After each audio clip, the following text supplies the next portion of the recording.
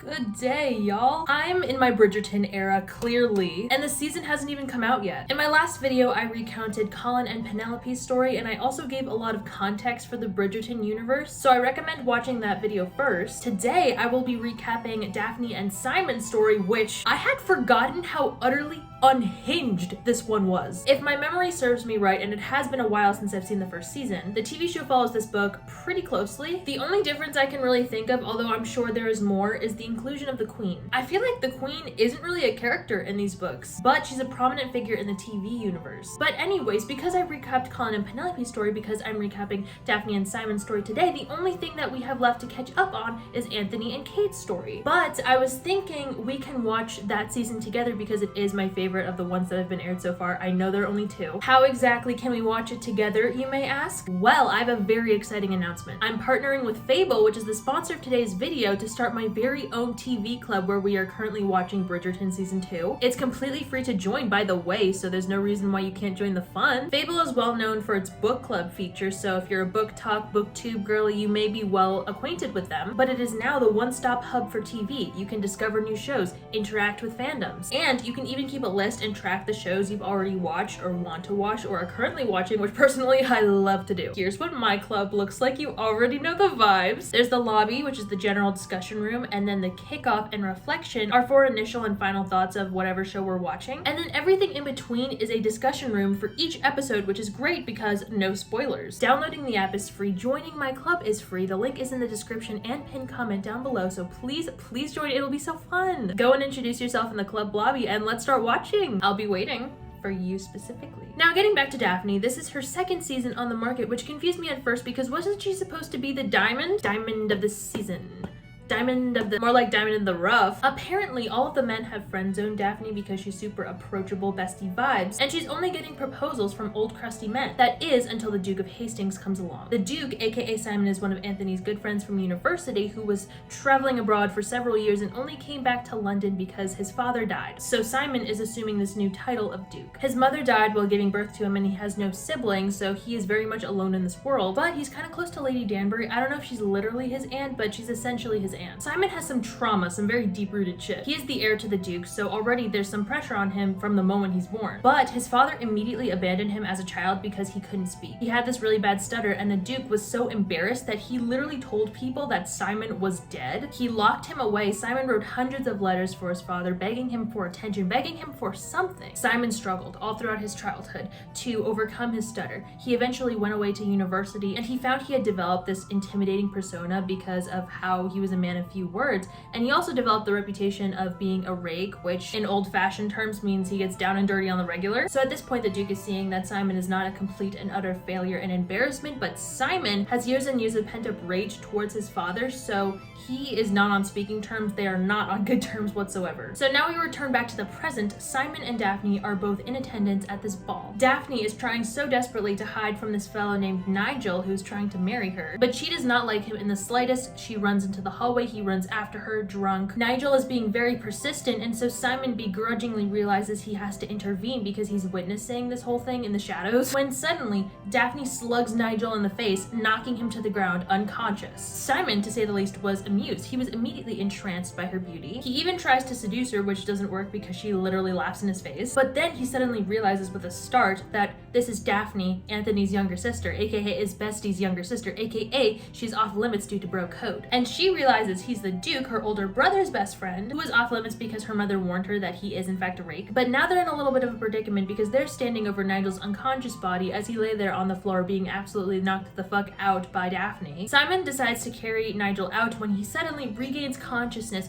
throws himself upon Daphne, and then Simon absolutely knocks him out cold, yet again. They just decide to leave him on the floor after that. But then Simon and Daphne re-meet officially in the ballroom for everyone to see, and then they share a dance. During this dance, they share with each other the trials and tribulations that they've had over the course of this night. Daphne hates being paraded around by her mom to meet all of these bachelors, and Simon hates the very same thing, except, you know, all the mothers are trying to introduce their daughters to him. So he comes up with this idea. He says, "Hey Daphne, babe, our interests are aligned. Let's fake date so that you will become more desirable to the masses and I will be hounded less by the ladies." And she said, "You know what, all right." The two of them were the talk of the town, especially in Whistledown. He even kept up the ruse by showing up at her house the very next morning along with 6 other suitors. To his dismay, his plan is in fact working, but he low-key realizes he's starting to like her. However, Daphne's older brother Anthony does not approve of this because he knows of Simon's rakish tendencies, and Anthony is the head of the household, so he is in fact in charge of Daphne's offers. So the two of them plan to tell Anthony. Let me read you a little passage so you can get an idea of their banter. Really see the vibes. Well, true or not, she said, he thinks you're up to something. I am up to something.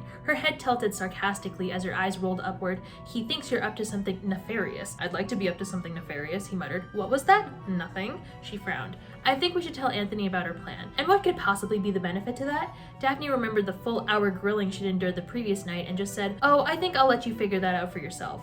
Simon merely raised his brows. My dear Daphne, her lips parted slightly in surprise. Surely you're not going to force me to call you Miss Bridgerton. He sighed dramatically. After all that we've been through. We've been through nothing, you ridiculous man, but I suppose you may call me Daphne nonetheless. Excellent, he nodded in a condescending manner. You may call me Your Grace. She swatted him. Also, side note, when I was reading this book, I read a line that said that someone was wool gathering. Is that the old-fashioned way of saying that your head was in the clouds? That's so fun! Anyways, they give the inside scoop to Anthony, and he is not amused because he can tell that they kind of like each other, which is really bad because they have very, very opposing views for their future. Daphne wants a marriage and kids with all her heart. Simon does not want a marriage and kids with all his heart. Also, Anthony is very protective because he says that he knows what's going through Simon's head as a man. That to me is gross. Men protecting women from other men because only they know the depths of each other's sinful minds. How about just don't be weird in the first place? The only reason that Anthony agrees to this plan is because there's evidence right in front of their faces that it's working, with the 6 suitors showing up this morning. Simon wanted to jump in and be like, those men are trash because they only came because I am associated with you, but he didn't voice those concerns because this would defeat the very essence of said plan, which was his idea in the first place. But Anthony was all like, I swear to God, if you touch her, I'm gonna kill you. And Simon was like, okay. Simon started being invited to Bridgerton family functions like family dinner, going on a little day trip to Greenwich. Anthony and Simon got knocked into the river on said trip. Hilarious. Also, I love Violet, the Bridgerton mom, so much. A sentence that made me giggle was, the look Violet gave her daughter was dubious in the extreme.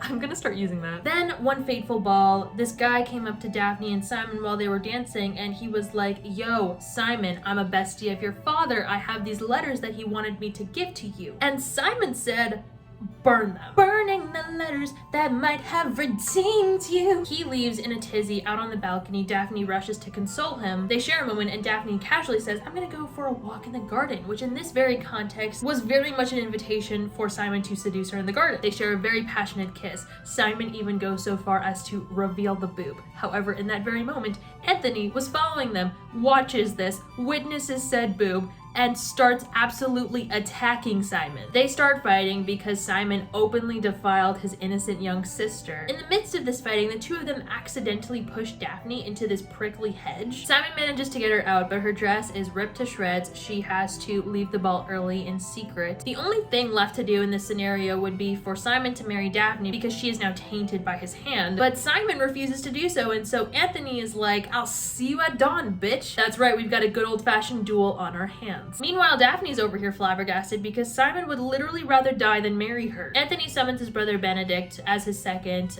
so they are very much anti-Simon. But Colin is loyal to Daphne and he escorts her to the duel because she doesn't know the time nor place. Everybody was super concerned because the possibility of Simon dying was very real. Simon was going to miss his shot, but Anthony was going to aim for the kill. Colin also told Daphne that there was at least one witness to her nip slip in the garden, so there could very well be more. So at dawn, Daphne successfully stopped this madness, successfully stopped the duel before it even really started. And Daphne turned to Simon and fibbed a little bit, saying that her reputation would be absolutely ruined if he did not marry her in this moment. And so Simon caved and was like, all right, girl, I'ma marry you. However, he was like, girl, I'm going to explicitly warn you right now, I cannot have children. Cannot, in her mind, implied he was not fertile in some way. So Daphne was like, hey, no worries, let's leave it up to God. Maybe he will look down on us, smile, and say that we can have children. Who's to fucking say? So they go and get married. It's a relatively happy affair. I should point out that in the older days, you don't have the talk at the ripe age of 9 when you're watching Just Around the Corner in your 4th grade classroom. Women were completely innocent and ignorant of such happenings until they got married and were taught by their husbands, which,